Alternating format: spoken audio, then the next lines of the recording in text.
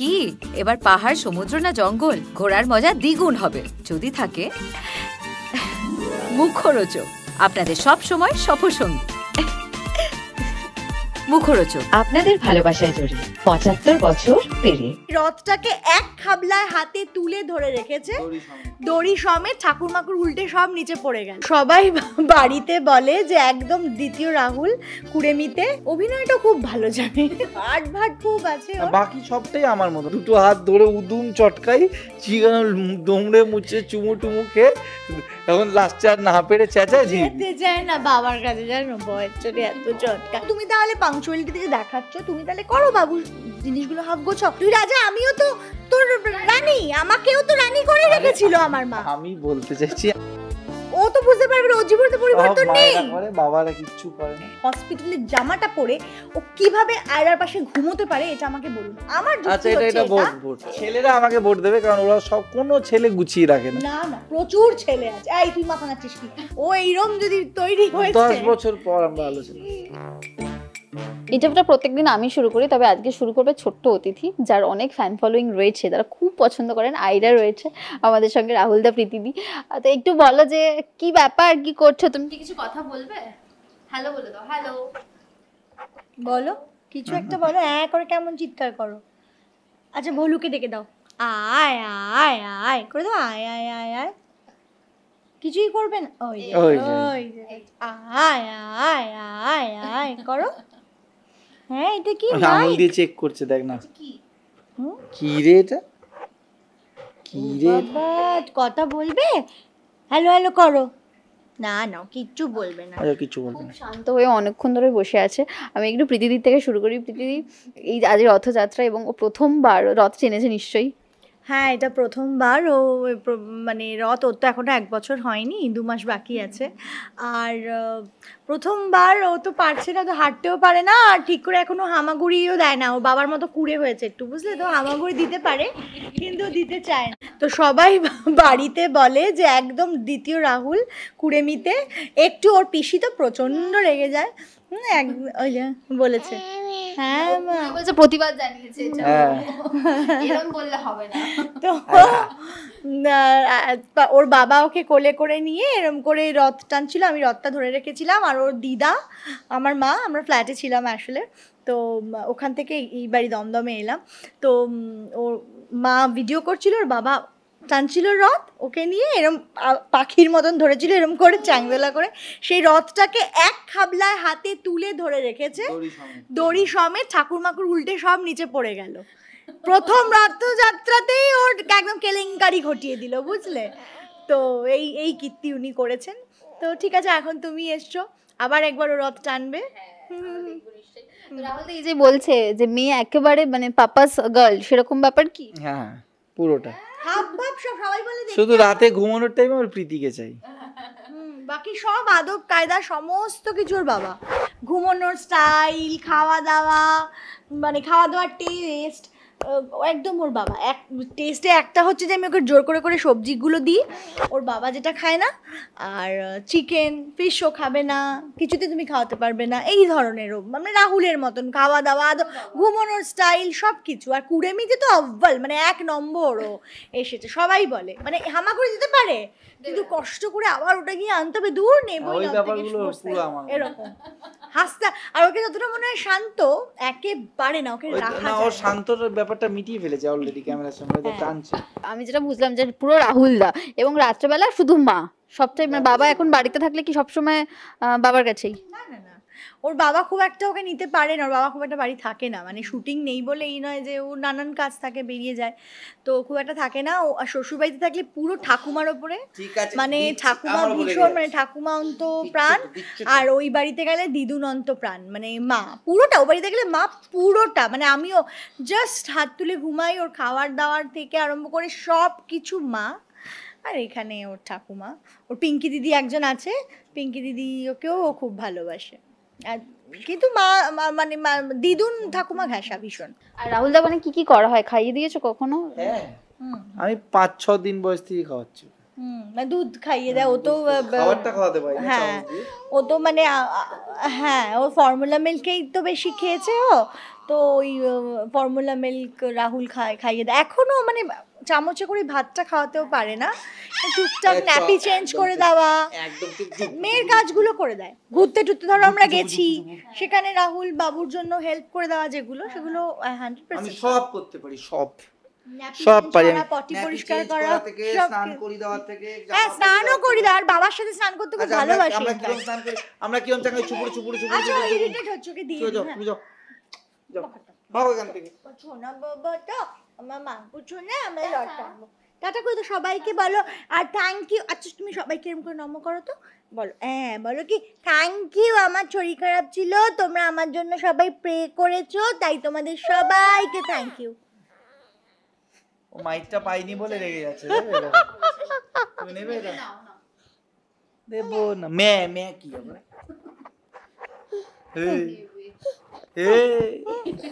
গুন্ডু, হাসছে। চলো চলো ছেড়ে দাও। বাবা হওয়ার পর কি কি পরিবর্তন নিজে লক্ষ্য করেছো যে মেয়ের জন্য এগুলো চেঞ্জ হয়েছে, নতুন অতিথি এসছে জীবনে, নিশ্চয়ই কিছু একটা পরিবর্তন এসছে? না সেরম না, শুধু রাতে একটু লম্বা লম্বা জাগতে হয়। এবার ও না থাকলে আমরা কি, আমরা জেনারেলি সিনেমা দেখতাম, তাছাড়া সেরম কিছু চেঞ্জেস এসছে কি? তোর লাইফে কোনো না, চেঞ্জ সেরকম আসেনি, কিছু আসেনি। বিশ্বাস কর। তুই রাত্রেবেলা লম্বা জায়গাটা এমনিতেই তুই জাগতিস, হ্যাঁ, সেটাই বিকজ ও ওয়েব সিরিজ দেখতো সারাক্ষণ, আমিও দেখতাম, লম্বা রাত আমরা জাগি, আমাদেরকে দুজনকেই, মানে আমাদেরকে সারা রাত কাজ করিয়ে নাও, আমরা ভীষণ হ্যাপিলি করব। আর আমরা ওয়েব সিরিজ প্রীতি ওই বিঞ্জ ওয়াচ করে, ওর টানা দরকার একদম 8টা এপিসোড একবারে, বা ওকে লাস্টের গল্পটা আগে বলে দিলেও খুশি হয়। হ্যাঁ মানে এরকম অনেক সময় হয়েছে, আমরা দুজনে না যখন কোনো নতুন জিনিস আসে একসাথেই দেখি। তো এবারে ধরো এরকম হচ্ছে যে রাহুল ধর আর ভালো লাগে না, এবার ঘুমোতে দেয়। রাহুল না সব কিছুতে খুব সচেতন, নিজের মানে দেখনদারিতে, মানে দেখনদারি রূপ, দেখনদারি ইন দ্য সেন্স রূপ, ফিজিক্স সব কিছু নিয়ে একদম পার্টিকুলার, বুঝলে তো। মানে রাত হয়ে যাচ্ছে, পরের দিন কাজ আছে, তো আমি রাতে সিনেমা দেখবো না, আমার ডার্ক সার্কেলস এসে যাবে, তো এই ধরনের, বুঝলে তো। একদমই তাই, মানে যেরকম ধরো আজকে ওর একটা ভালো দিন ছিল, ওর সকালে কাজ ছিল, শুটিং না কাজ, এমনি মহরত ছিল ওর একটা কাজের, ও কালকে সিনেমা দেখলোই না। আমি কত বললাম, মা আছে, ফ্ল্যাটে গেছিলাম, এবার ফ্ল্যাটে থাকলে বলছি না গোটাটা মায়ের আন্ডারেও চলে যায়, মানে আমি একটু রিল্যাক্স হয়ে যাই যে এবারে মা। তো আমি একটা সিনেমা দেখলাম, আমি তো সময় পাই না, সুযোগ পাই না সিনেমা দেখার, একটা দেখ না। না সকালে আমার মনে হচ্ছে কালকে শুটিং নেই। না আমাদের ওখানে দুটো টিভি আছে, একটা শোয়ার ঘরে একটা হলে, তাই বললাম তুই শোয়ার ঘরে দেখে নে। হ্যাঁ আমি কেন দেখবেন, শুটিং নেই তো দেখ না। বলছে না আমার ডার্ক সার্কেলস এসে, মানে ও এতটা পার্টিকুলার ও নিজেকে নিয়ে, উইচ ইজ গুড, যেটা আমি একদমই নই, বুঝলে তো। উল্টোটা, আমি একেবারে নিজেকে নিয়ে একদম না দেখো, সচেতন নই। যেটা করে খাই সেটা তো যত্ন নিতেই হবে। আর আমি একদম সত্যি কথা বলছি, আমি মানে এটা কাউকে শুনিয়ে বা কিছু না, আমি খুব একটা মেকআপ করি না, মানে স্টুডিও ফিক্স দিয়ে আমার কাজ চলে যায়। তো তাই জন্য আমি ভাবি যতটা ফ্রেশ থাকা যায়। আর আমার মনে হয় যে এই যে বাচ্চা আসলে পরে যে একটা বাবার পরিবর্তন, আমার তো রাহুলকে দেখে এটা মনে হলো যে কোনো পরিবর্তনই, রাত জায়গাটায় শুধু এইটা হচ্ছে যে আয়রাকে একটু ধরা, এইটা ছাড়া কোনো পরিবর্তনই। হ্যাঁ বাবাদের কাজ এইটা পরিবর্তন, পকেটের দিক দিয়ে বাবাদের পরিবর্তন হয়, পকেট খালি হতে থাকে একটু বেশি, কিন্তু আর কোনো পরিবর্তন বাবাদের লাইফে হয় না। কিন্তু একটা মায়ের লাইফ এমনি। হ্যাঁ এইটা হতে পারে, কোথাও গেলাম তো তাড়াতাড়ি আসতে হবে, মেয়েটা বাড়িতে একা আছে, বা প্রীতি একা সামলাতে পারবে না, এইগুলো ঠিক আছে। বা অনেক জায়গায় অনেক সময় যেতে পারিনি, যে প্রীতি একা আছে সামলাতে পারবে না, সেইটা একটা আছে, তাছাড়া আর কিছু। আরে মায়ের যে আমূল পরিবর্তন ঘটে, হ্যাঁ মানে এই মানে মানে মায়ের স্যাক্রিফাইসটা বেশি। মানে এটা মাকে শুধুমাত্র আমি মা হওয়ার পরে বুঝি যে এত মুখ চালাতাম মায়ের সাথে সারাক্ষণ, মাকে তো মানে ভীষণ, মা তো আমি আমার মাঝে লাইফ। কেটেই বলছি, আমি যদি এর মধ্যে শুটিং করতাম তাহলে কিন্তু আমি শুটিংয়ে তো থাকতামই 14 ঘন্টা, কিন্তু ও সেটা পারতো না, এইটা ডিফারেন্সটা এটা আছে। না এইবার ভাবি তাই যে মাকে যে এত মুখ করি, মা করতাম, এত কিছু করতাম, মানে মার কোনো বিকল্প হয় না, যে মার এই এখন মা হয়ে বুঝতে পারছি যে মায়ের সত্যি কোনো বিকল্প নেই। এই যে দেখো না, আমি একটা তো ওয়ার্কিং লেডি, কিন্তু আজকে আমি বাবু আসার থেকে আমি কাজ করিনি, যখন থেকে ও পেটে এসেছে তখন থেকেই আমি কাজ অফ করে দিয়েছিলাম। তো কেন কি আমি ভেবেছিলাম যে ভয় পাচ্ছিলাম যে না থাক বাবার দরকার নেই, কিন্তু কাজ করা উচিত ছিল, দরকার ছিল, সবাই তো করছে দেখছি, কিন্তু আমি করিনি, সেটা আমার চয়েস ছিল। আর ও আসার পরেও মানে ও এসে যাওয়ার পরেও আমি কোনো ন্যানি নেই, কিচ্ছু নেই আমার। কেন কি আমি মনে করেছি যে আমি নিজের হাতে যদি বাচ্চাটাকে বড় না করি, নিজের হাতে যদি দেখতেই না পারলাম, সেই স্বাদটাই তো পেলাম না মা হওয়ার, যেগুলো আমার মারা আমাদের করে এসেছে। শাশুড়ি মার আমার মা থাকলেই হয়, মানে একটু ওই সাপোর্টটা দরকার, হ্যাঁ, যেটা আমরা এই সিসিএল এর টাইমেও আমরা একটা মাকে কন্টিনিউ, মানে নয় আমার মা নয় প্রীতির মা, আমরা নিয়ে গেছি, কারণ একার পক্ষে এখন তো আরো অনেক দুষ্টু হয়ে গেছে টাচফুড। আগে তো তাও শান্ত ছিল, ওই কান্নাকাটি করলে আমরা এই প্যানিকটা থাকতো যে কান্নাটা যদি না থামে কি হবে, মানে হয় না বাচ্চাদের বোঝা যায় না তো কে কেন কাঁদছে কি এই দেখো আমরা এখানে কথা বলছি কিন্তু ওর ঠাকুমার কাছে বেশ ওইখানে এত চুপ ছিল, ওখানে কিন্তু হল্লাগাড়ি চালু খেলছে। তো এই রকম মানে আমি চেয়েছি কি যে হ্যাঁ কাজ তো আমি করব, দেখো সারা জীবন কাজ রয়েছে, যখন আমার ব্যাকআপ রয়েছে, তো আমি সেক্ষেত্রে মনে করেছি যে তাহলে নিই না আমি ছুটিটা, অবসরটা, আমার মেয়েটাকে আমি নিজের হাতে একটু বড় করি না, আমি চিরকাল কাজ করতে পারবো, অভিনেত্রী হয়েই থাকবো, শুটিং করতে, যদি আমাকে সবাই সুযোগ দেন আমার ইন্ডাস্ট্রির লোকেরা, তাহলে আমি করতেই পারবো। কিন্তু এই যে আমি প্রথম মা হয়েছি, আমার সন্তান আমার সামনে বড় হয়ে উঠছে, এই একটা সেকেন্ড আমি মিস হতে চাই না, হ্যাঁ মিস করতে চাই না। হ্যাঁ এটা সত্যি কথা যে আমি ডিপ্রেশনে যাই, কাজ যখন করতে পারি না, সবাইকে যখন কাজ করতে দেখি খুব মেন্টালি খুব কষ্ট হয়, যে করতে পারতাম, এই এত মোটা হয়ে যাচ্ছি, নিজের শরীরচর্চা করতে পারছি না যে একটু জিমে যাব, মানে কী রকম আমাকে আমার মারা বলে আরে জান আমরা তো রয়েছি 1 ঘন্টা দেখে নিচ্ছি, আমার এমন মাথা হয়ে গেছে, এমন আমি পাগল হয়ে গেছি মেয়ের জন্য যে ওই 1 ঘন্টা মিস করে যাবো, আয়রাকে দেখবো না। আমার শাশুড়ি মাকে বকে যে তুই কি সারাক্ষণ মেয়ের দিকে তাকিয়ে বসে থাকিস রে, তুই একটু নিজে যা না জিমে, এই তো বাড়ির সামনে যা না। যে আমি মনে করি ওই 1 ঘন্টা যদি ও ঘুম থেকে উঠে পড়ে, ও যদি আমায় খোঁজে, মানে ওই 1 ঘন্টা আমি ওর জন্য মিস করতে চাই না, আমি সেই শরীর চর্চাটুকুও করি না, বিশ্বাস করো নিজের একটা যত্ন পর্যন্ত নিই না। যখন আমাকে একটু আধটু দেখো না এই প্রিমিয়ারে যাচ্ছি বা একটা নন ফিকশন করতে যাচ্ছি, আমার সারাক্ষণ মন পড়ে থাকে এইদিকে। আমি জানি আমার মা বা আমার শাশুড়ি মা যথেষ্ট টেক কেয়ার করছে, কিন্তু তবু একটা মায়ের মন যে আমি তো এরাকে দেখতে পাচ্ছি না, আমার তো হচ্ছে না ওই জিনিসটা আমার। তো আমি চাই যে ও একটু বড় হয়ে যাক, যখন ও কথা বলতে শিখে যাবে সেই টাইমটা আমি কাজে বেরিয়ে যাব, কেন কি তখন ও বলতে পারবে যে আমার এখানে কষ্ট হচ্ছে, বা মা আমার এটা হচ্ছে, বা আমার এটা চাই। ও তখন কিছু বলতে পারে না, না তো ও কি চাইছে, আদেও আমাকে চাইছে না আমি তো বুঝতে পারছি না। তো একটু বড় হয়ে যাক, সেইটা এই ডিপ্রেশন বলো, কাজের খারাপ লাগা বলো, এগুলো সব ভুলে যাই যখন আমি আয়রাকে হাসতে দেখি, যখন আয়রা আমার সাথে খেলে, যখন আমি আয়রাকে দেখি, আমি সবটা ভুলে যাই। এখনো নতুন শুরু হয়েছে, রাত 2টো থেকে 3টে অবধি, একদিকে প্রীতি একদিকে আমি, ও মাঝখান থেকে রোল খেয়ে ওদিকে যাবে, রোল খেয়ে দিয়ে আসবে, মানে এই খেলাই, আর ওর সাথে না খেলো ওই করে ডাকে আবার, মানে ওইভাবে তো আওয়াজ করবে, হ্যাঁ অ্যাটেনশন নেওয়ার জন্য আওয়াজ করবে। ওটা রোজ এখন চলছে 2টো থেকে 3টে এভরিডে ওর রোলিংটা চলছে, এপার থেকে ওপার, ওপার থেকে এপার। এই যে প্রীতিদি যেটা বললো যে কোন কোন গুণগুলো একদম রাহুলদা, যদি বলি যে প্রীতিদির মতো আমরা খানিকটা ওকে দেখলাম যে পুরোটা প্রীতিদির মতো দেখতে লাগছে ওকে, বা গুণগুলো পুরো তোমার, প্রীতিদির কোনো গুণ মেয়ের মধ্যে এখনো খুঁজে পেয়েছো? না, সবটাই আমার মতনই করে এখন অবধি, তাই না?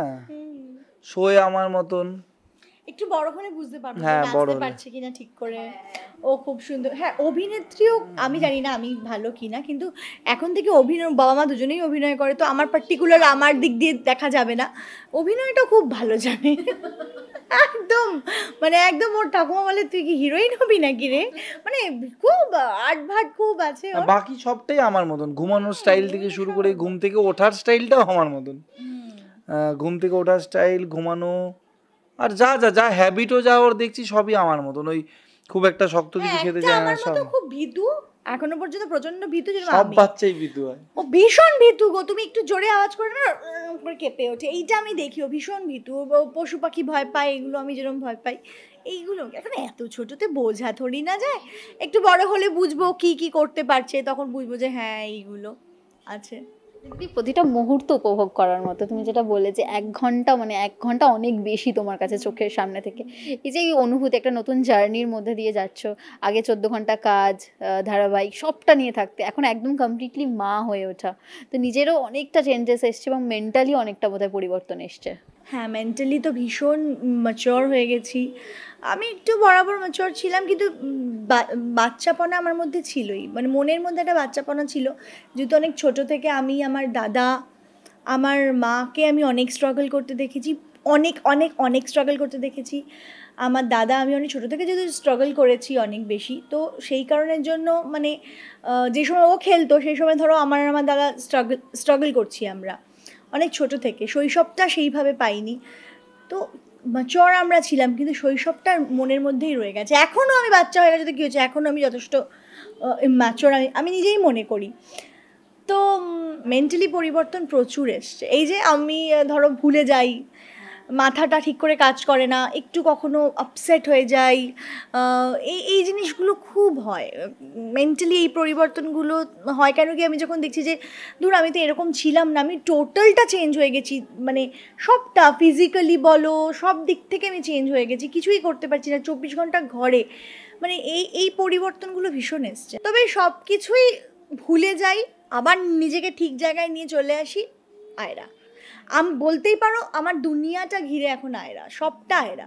আমাকে এবার অনেকে বলে জানো, যে বন্ধু বান্ধবরাই ধরো যারা মা হয়েছে তারা বলে যে এই যে এত বেশি বেবি করছিস, বাচ্চা করছিস, এই বড় হয়ে গেলে দেখবি তখন মনে হবে যে বাবা ও তোর লাইফটা লিড করছে, আমি কি করলাম এই কত বছরগুলো। আমি ঠিক আছে, ওকে, আমি তো জেনে শুনে ওকে নিয়ে এসছি আমার লাইফে, আমি তো জানি এগুলো আমার লাইফে হবে, ঠিক আছে। আমি তো মানে এটা কি হয়ে গেল, মানে আমি বাচ্চাকে জন্মদিন দিলাম, মা হয়ে গেলাম, আমার হয়ে গেল, মানে এরকম তো নয়। তো ঠিক আছে, এটাতে রিগ্রেট করার কি আছে। একটা বাচ্চাকে আমি নিয়ে এসেছি, তাকে সুন্দর করে বড় তো করবো, তার সেই দায়িত্বটা তো আমারই, সেইটা করলাম বলে আমি ভাববো যে স্বামী তো নিজের করতে পারলাম না, এইটা তো আমার, এই সব জিনিস আমার মাথাতে আসেই না, মানে এটা কেন হবে। তাকে এনেছি সুন্দর করে, তাকে বড় করবো না, তার জন্য আমি রিগ্রেট করবো, তাকে জেনে শুনেই এনেছি, তাহলে তো আমি খারাপ মানুষ আমি হলাম, তাই না।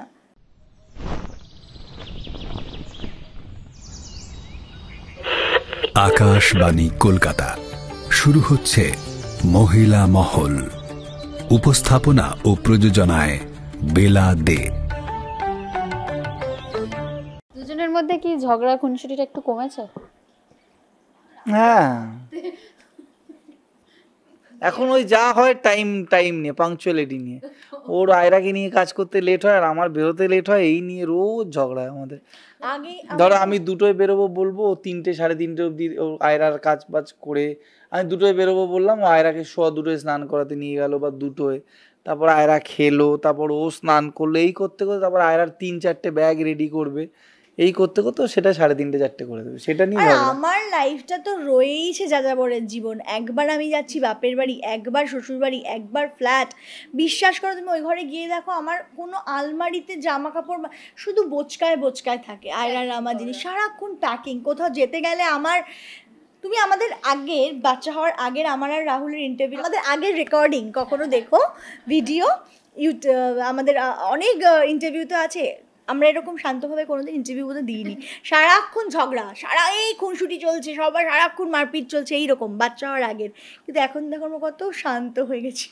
আমাদের সারাক্ষণ এত ডমিনেট করছে আমাদের মেয়ে, যে আমরা দুজনেই শান্ত। আমাদের চয়েস মতন আমরা চলতে পারি না, এখন তো পুরোটাই ওর মুডের উপর। যাওয়া আসা নিয়ে রাহুল, মাঝে একদিন আমরা ব্যান্ডেল গেলাম, সব প্ল্যানিং হয়ে গেল, সবার সাথে কথা হয়ে গেল, সকাল 7টায় অ্যালার্ম লাগিয়ে দিলাম, কোনো কারণ নেই। আয়রা কিন্তু এমনি 12টা-12টার সময় ঘুম থেকে ওঠে। হঠাৎ কি হলো বুঝলাম না, আয়রা দেখলাম 7:10 টাক করে উঠে কান্না এদিক ওদিক করে কাঁদলো। তারপর আমি আর প্রীতি উঠলাম, কি হলো, অ্যালার্ম বাজছে। তারপর দেখলাম না, তারপর দেখলাম আয়রা সেই যে উঠলে চোখ খোলা, মানে ঘুমোচ্ছে না, কাঁদছেও না, খেলছে, লাফাচ্ছে, এই করছে ওই করছে। না মানেটা হচ্ছে কি রাহুল বুঝাতে, মানে আমি তারপর যেটা দেখলাম যে 8টায় বেরোনোর কথা, আমি তারপর সবাইকে ফোন করলাম, ফোন করে বললাম যে আজকেরটা ক্যান্সেল করতে হবে, মনে হচ্ছে হবে না। কারণ আয়রা না ঘুমিয়ে থাকলে যাবো কি করে, কারণ আয়রাকে নিয়ে যাওয়ার প্ল্যান ছিল না। ও ঠিক এটা করলো, প্রোগ্রামটা ক্যান্সেল হয়ে গেল আমাদের, 9টার সময় ঘুমিয়ে পড়লো। নেক্সট ডে আমরা গেলাম, আমরা তারপর নেক্সট ডে আয়রাকে নিয়ে গেলাম। সকালে ও কোনোদিন মানে আমি ওঠাই, ওই মাঝখানে উঠিয়ে দুধ খাইয়ে দিই ওকে, ও আবার ঘুমিয়ে পড়ে। তো হ্যাঁ, ও কি করে কিভাবে 10 মিনিট আগে অ্যালার্ম বাজার 10 মিনিট আগে আবার 9টায় ঘুমিয়ে পড়লো। প্রোগ্রাম ক্যান্সেল হয়ে গেল, সবাই রেডি ছিল, গেল, আর আমরা এখন পরের দিন সত্যি আয়রাকে বলছি, নিয়ে কোথাও যাওয়া মানে আমাকে সবাই দেখে না পাগলের মতো বেরিয়ে গেছি, আমার মা আমাকে বকে কি পাগলের মতন থাকিস সারাক্ষণ, মানে আজকে ওখান থেকে এসছি বলে একটু তাও দেখছো আমি রেডি হয়ে আছি, মানে কোথাও যাওয়ার হলে আমি একদম পাগলের মধ্যে গাড়িতে কোনো রকম রেডি হয়ে গেলাম, মা ধরলে মারা কেউ ধরলে রেডি হয়ে যায়, এরকম অবস্থা, মানে ওর এত জিনিস গোছাতে লাগে। আর রাহুলের কি, ঘুম থেকে উঠলো, ব্রাশ করলো, কানে হেডফোন দিল, জিমে গেল, এলো, একটা কফি খেলো, বাবু রেডি, পারফিউম টারফিউম লাগিয়ে সব কিছু, সেই সময় আমি গোছাচ্ছি কী করবো, মেয়ের এইটা হয়নি, ওটা কি রে হয়নি, এখনো হয়নি করতে থাকে। আরে ভাই আমাকে তো এইটা, আর এখন ওই জন্য আরও বিরক্ত লাগে, আমার কোথাও যেতে ইচ্ছে করে না, এত জিনিস রেডি করো, এত কিছু। আর তারপরে মানে আমার নিজের, আমি ওই জন্য বলছি ভাই আমাকে মাফ কর, আমি আর কোথাও আমার ভাল লাগে না, আমি ইরিটেট হয়ে যাচ্ছি, আর ভালো লাগছে না আমার। আর তার মধ্যে এর এই যে তো রয়েইছে পিছনে লেগে থাকা সারাক্ষণ যে চল রেডি হ, আরে দেখ আমি এত কিছু গোছাচ্ছি, বাচ্চা তুই কর না, না। আমি খুব পাংচুয়াল। পাংচুয়ালিটি তুমি দেখাচ্ছ, তুমি তাহলে পাংচুয়ালিটি যে দেখাচ্ছ তুমি তাহলে করো, বাবু জিনিসগুলো হাফ গোছাও, তুমি ওটা একদম বাবু সাহেব সেজে করে দিল, মা ওকে খাওয়ার দাম, আমি তো একটা দিকে ব্লেসড, আমাকে রান্না বান্না করতে হয় না এই বাড়িতে থাকলে। আমি না, আমার প্রবলেমটা কথা, আমি একটা মানুষকে বললাম যে দুটোয় বেরোবো, সেই মানুষটা দুটোর সময় বাচ্চাকে স্নান করাতে কিভাবে নিয়ে যেতে পারে? বাচ্চার যদি ওই টাইমে যদি আমার যদি এইটা বাচ্চা আমার ঘুমিয়ে থাকে ধরো 12:30 অবধি, আমি কেউ টেনে তুলতে পারি না, মায়া লাগে তো, ও তারপরে খাবে, ওকে একটা রিল্যাক্স, ওকে একটা সময় দিতে হবে তো বাচ্চাটাকে, তারপরে আমি এতটাই পাংচুয়াল, আজকে আমি একটা কাজে গেছিলাম, সেখানে আমি সবার আগে পৌঁছে গেছি, কেউ আছে। ওই যে বললাম জীবনটার আগের মতো নেই। রাহুল পাংচুয়াল, রাহুল কাজের দিক দিয়ে ভীষণ ডেডিকেটেড, পাংচুয়াল, এটা আমি সবসময় বলি, কিন্তু এই যে বললাম একটা বাবার জীবন পরিবর্তন হয় না, জীবনটা আগের মতো নেই, ও বুঝতে পারবে না তো, বিকজ ওর তো কিছু চেঞ্জ হয়নি, বাবার জীবনে কোনো পরিবর্তন, বললাম তো পকেট ছাড়া আর কিছু পরিবর্তন নেই, তো কি ও তো বুঝতে পারবে না, ওর জীবনে তো পরিবর্তন নেই, বাবারা কিচ্ছু করে না, এই পরিবর্তনটা আমি বুঝতে পারছি। কন্ট্রোভার্সিটা যুগ ধরে চলেছে, এটা নিয়ে আমি কিছু বলতে, করো না কেন? আমি যা হেল্প করি, আমি তোমাকে বলছি 100টা বাবার মধ্যে 80টা বাবা করে না। কি হেল্প করি আমি যা আয়রাকে 5 দিন, হ্যাঁ 6 দিন বয়স থেকে আমি যা হেল্প করি, 100টার মধ্যে 80টা বাবা করে না। কোন, আমি বলছি গুনে বাবা আছে যারা 5 দিন 6 দিনের বাচ্চাকে দুধ খাওয়ায়, মানে ইনফ্যাক্ট খাওয়াই ইন দ্য সেন্স, আমি বলছি দিনে ধরো ওর তো তখন 2 ঘন্টা অন্তর ছিল, তো ধরো আমি 4 থেকে 5 বার আমি খাওয়াতাম, এটা কি কম? তখন আমি কি করতাম, তো বসেই থাকতাম। আরে অদ্ভুত কথা, কাজ করলেও বসে থাকতাম, তো কি করবো আমি, তাহলে কি করবো, জোর করে ঘাম বার করবো? মানে কি হেল্প, দুধ খাইয়ে দিলি তো এটা কি?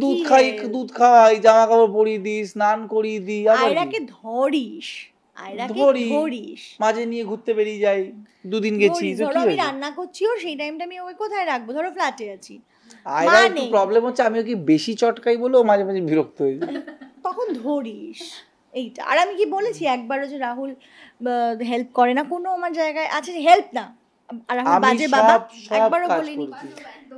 না আমি বলছি আমি সব কাজ করছি, সব ন্যাপি চেঞ্জ থেকে শুরু করে স্নান করানো, খাওয়ানো, হ্যাঁ ওই চামচ দিয়ে খাওয়াতে পারি না, জিনিসপত্র গুছিয়ে দেওয়া, সেই আমি কোনোদিনই জিনিসপত্র সেই জায়গায় তুমি যখন সে করছে, তুমি তাকে কি করে প্রেসার করতে পারো যে করো? আর আমার গুছানো জিনিস ভালো লাগে না, আমার প্রবলেম আছে, অনেকের ওসিডি থাকে না, যাদের সব গুছোতে ভালো লাগে, আমার উল্টোটা বোধহয়, আমি যাই না কি করে হলো, মানে আমি জিনিসপত্র যাই না, কিন্তু আমার ভালো লাগে না কেউ আমার আলমারি গুছিয়ে দেবে, আমার ছড়িয়ে ছিটিয়ে থাক আমার ভালো লাগে, তাই জন্য আমি বলি তো আমার রুমে কাউকে ঢুকতে হবে না। সারাদিন মায়ের সাথে ঝগড়া লাগে আমার শাশুড়ি, আমার মায়ের সাথে সারাদিন, আমি আমার পছন্দ করি না, টিপটপ সারাক্ষণ পরিষ্কার পরিচ্ছন্ন করে ঘর রাখে, আর ও ততটা নোংরা।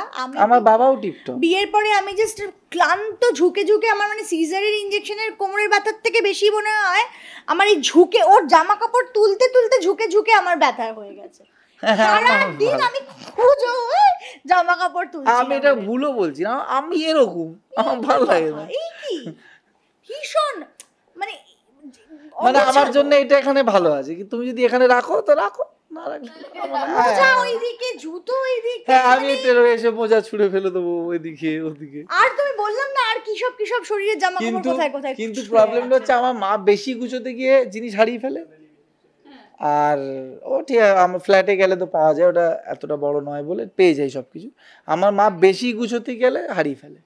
আমার ভাল লাগে না। আমার আলমারি তো কেউ গুছিয়ে দিলে তো আমি সে মার্ডার করে দেওয়ার মতন অবস্থা। আমার বাপের বাড়িতে গেলে বুঝতে পারবে যে রাহুল এসে গেছে, আমরা এসে গেছি। ওখানেও সুন্দর গোছানো ঘরটা, আর একে তো এত বোচকা নিয়ে যাচ্ছি, সারা ঘরে বোচকা বোচকা, আর রাহুলের একটা জামা সিঁড়িতে পুরো লটকাচ্ছে, আমার মা ওখানে আমার জায়গা হচ্ছে কুড়িয়ে সিঁড়িতে। কুড়িয়ে তুলে ওয়াশিং মেশিনে দিয়ে ধরো নিচে কাচছে। জিম আছে, এসে মোজাটা সিঁড়িতে ফেলে দেবো, মানে সিঁড়িতে মানে এরম উঠে এবার যে ওঠার সিঁড়ি ওইখানে, মানে আমাদের মানে ওইখানে রেখে দেওয়া, মানে এটা কেচে দিতে পারো।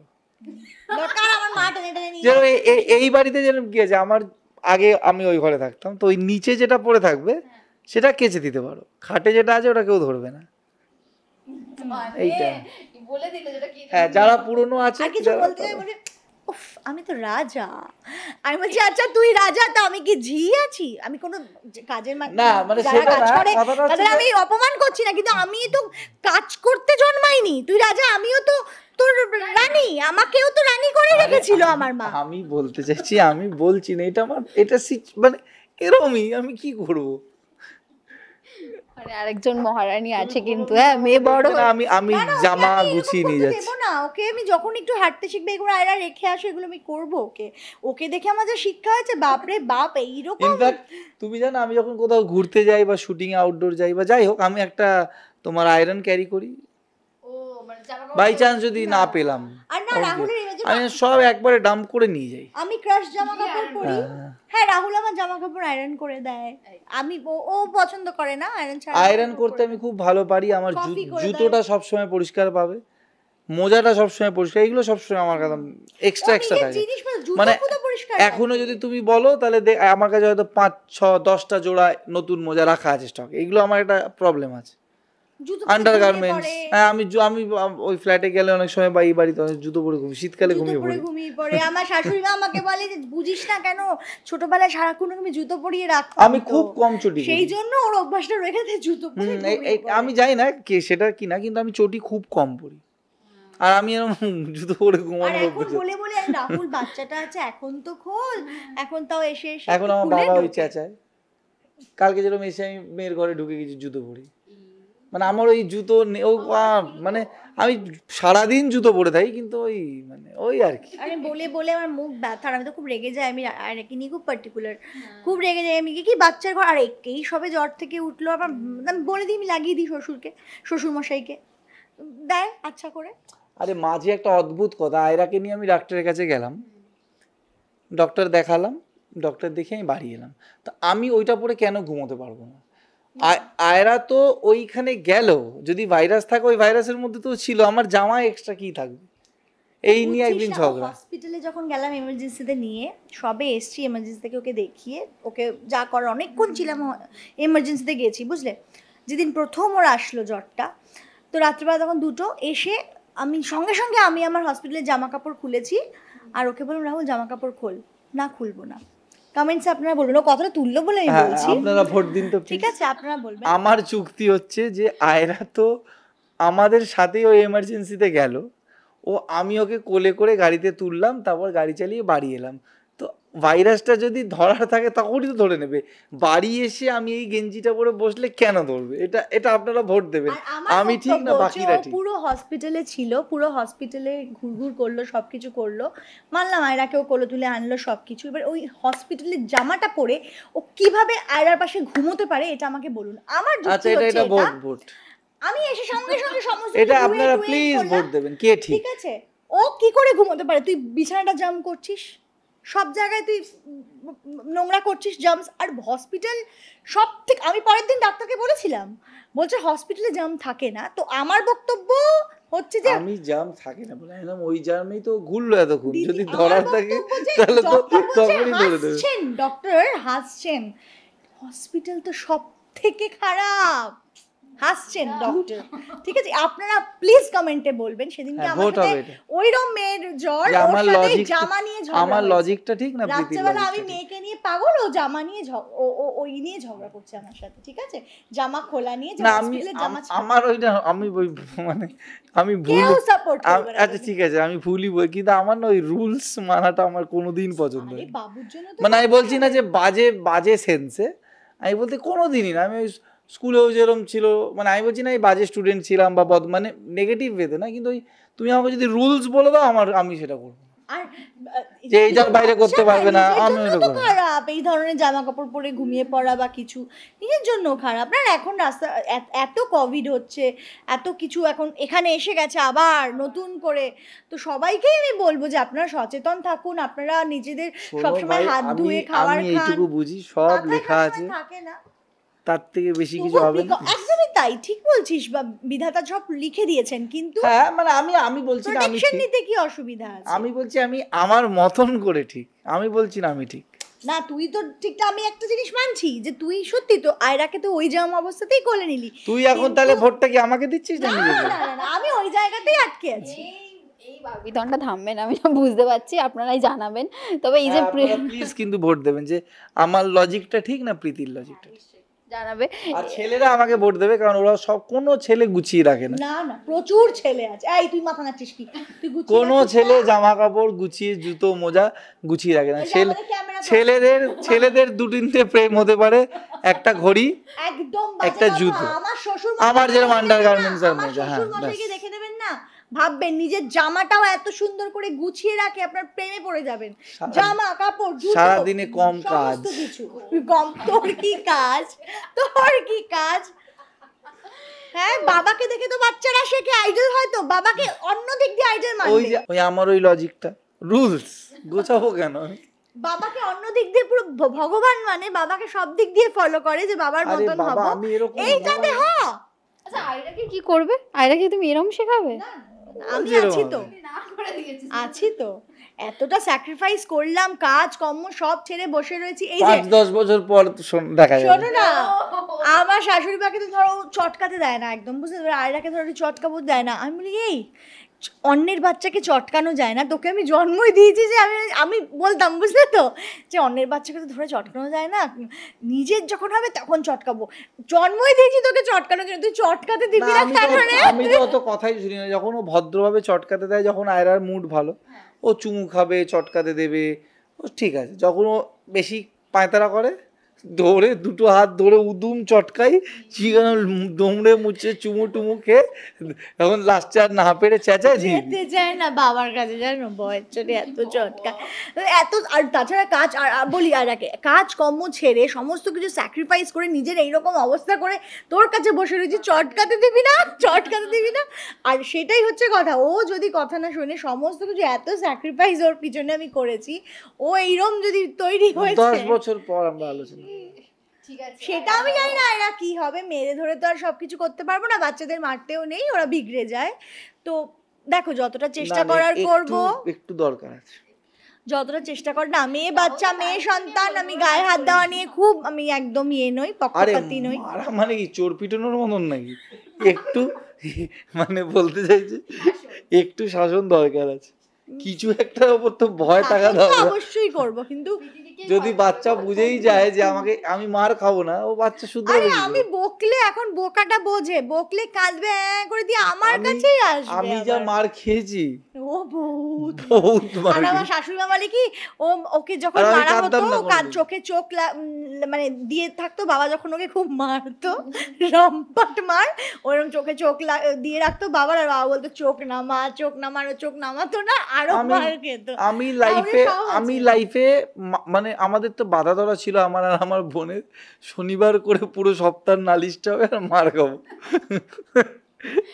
তো আমার মনে আছে যে আমি লাইফে 2-3 বার মার খেয়ে হয়তো কেঁদেছি, তাছাড়া আমি কাঁদতাম না। আমি আর দেখা, আমার হচ্ছে আমি মার খেতাম না, বুঝলে তো, আমি সব দোষ দাদা। ওই জন্যই তোকে কাকিমা একদম আদরে বাঁদর করে দিই। দাদা ভীষণ, আমার মতো পেয়েছিলিস বলে তোর কপালটা উতরে গেল, চুপ কর। দাদা ভীষণ ভাবে মার খেত, দাদা প্রচুর মার দেখ খেয়েছে দাদা আমার তোর জন্য। থেকে বেশি শান্ত আমি শিষ্ট। একবার একটা নন ফিকশনে গিয়ে কেঁদে দিয়েছিলাম যে আজকে খুব রিগ্রেট হয় যে আমার জন্য আমার দাদা এত মার খেয়েছে, কেঁদে দিয়েছিলাম হাউ হাউ করে, যে খালি মার খাওয়া ছেলেটাকে। না না দরকার, হালকা দরকার, অল্প বার্নিশ একটু দরকার। তোরও দরকার আছে, তোর তো এখনো দরকার আছে অল্প বার্নিশ। ঠিক আছে, মেয়ে বড় হচ্ছে, রাহুলদার চেঞ্জেস তো হবেই, বুঝতে পারছো তো, মানে প্রীতিদি বলে দিয়েছে, কড়া শাসন। ওই আর কি, মানে ওই কড়া শাসন। কড়া শাসন একদম। থ্যাংক ইউ, এরকমই ভালো থাকো। পুচকেকে নিয়ে আরো নানান সময় প্রীতিদি খুব ভালো করে মাতৃত্ব উপভোগ করছে এবং এই সময়টা খুব ভালো কাটুক। কি বলবে? প্লিজ আপনারা ভোটটা দেবেন কিন্তু, যে কার লজিকটা ঠিক, আমি এটা সিরিয়াসলি জানতে চাই, এটা প্লিজ ভোট দেবেন। ওই ভোট করে দিও কলামে যে রাহুলের যুক্তি ঠিক না প্রীতির যুক্তি। হ্যাঁ, আমি দেখবো যে কে আমাকে বেশি ভোট দিচ্ছে আর কে কম। সবাই আমায় ভোটটা দেবেন, জানি কেন সবাই আমার সাথে একমত হবেন। পরিষ্কার পরিচ্ছন্ন রাখাটা এবং থাকাটা মানে এটা একটা কি বলবো দায়িত্ব, এবং এটা এটা করা উচিত। জোর করে তো ভোট হয়ে গেছে, এরপরে আবার তো তুমি ভোট চাইতে পারো না, এখানেই সমাপ্ত করে দাও, আর ওকে সুযোগ দেওয়া যাবে। আপনারা সবাই ভালো থাকবেন, সবাই সুস্থ থাকবেন, শুভ রথযাত্রা, হ্যাপি রথ। সুস্থ থাকবেন, ভালো থাকবেন, নিজে ভালো থাকবেন, সমাজকে ভালো রাখবেন, বিগড়ে যাবেন না, আর পরিষ্কার পরিচ্ছন্ন থাকবেন অবশ্যই। আর বাইরের অবস্থা এখন খুব খারাপ শুনছি, জ্বর হচ্ছে জায়গায় জায়গায়, তো অবশ্যই পরিষ্কার পরিচ্ছন্ন থাকবেন। আর থ্যাংক ইউ সো মাচ আমাকে, আমার সন্তানকে এবং রাহুলকে এত ভালোবাসার জন্য, এবং বিশেষ করে আমার আয়রাকে এত ভালোবাসার জন্য। কেন কি আমি আর রাহুল কতটুকু জীবনে করতে পেরেছি জানি না, লোক এতক্ষণে চলে গেছে, আয়রাকে কিন্তু আর দেখছে না, অনেক এই বাণী ওরা নিতে করে পারছে। দিয়েছেন। আর সত্যি করে আয়রা কিন্তু ভীষণ। আর সবথেকে একটা লাস্টে বলি, সেদিন সাউথ সিটিতে আয়রা ছিল শাশুড়ি মায়ের কাছে, তো আয়রার বোধহয় টিক্কি দেখে কেউ চিনতে পেরে বলেছে ও আয়রা, তো তার মানে আমরা মানে পরিচয়টা হচ্ছে ও আছে মানে আমরা আছি। আগের দিন ব্যান্ডেলে গেছিলাম, আমাকে একটা মহিলা বললো ছবি টবি তুলে নিন, বলে আমি তো ওকে দেখে চিনতে পারলাম। আমি বুঝলাম এটা আনন্দ হওয়ার কথা না দুঃখ পাওয়ার কথা, যে আয়রাকে দেখে চিনতে পেরেছে। সেটাই বলছি, আপনাদের সত্যি অসংখ্য ধন্যবাদ যে আমার সন্তানকে এত ভালোবাসেন আর জেনুইনলি ভালোবাসে। আমি আয়রা সম্পর্কে কোনো নেগেটিভ কমেন্টস আজ অব্দি পাইনি। একটা দুটো পাগল মানুষজন যারা আছে, এপিসোডটা শেষ হয়ে গেছে, আবার শুরু করার জন্য তো দরকার। আমি তো এক্সট্রা কথা পাশ থেকে বলতে বলিনি তোকে, তুই তোর মতো কাজ কর না। লোক চলে গেছে অন্য। এবার থেকে যখন ইন্টারভিউ নেবে ওর আলাদা আর আমার আলাদা, প্লিজ এটা আমার রিকোয়েস্ট। তুমি যদি একসাথে নিতে চাও আমি দেবো না। না, ভোট হবে তো, যে জিতবে তার আগে হবে। ঠিক আছে, thank you so much, bye by.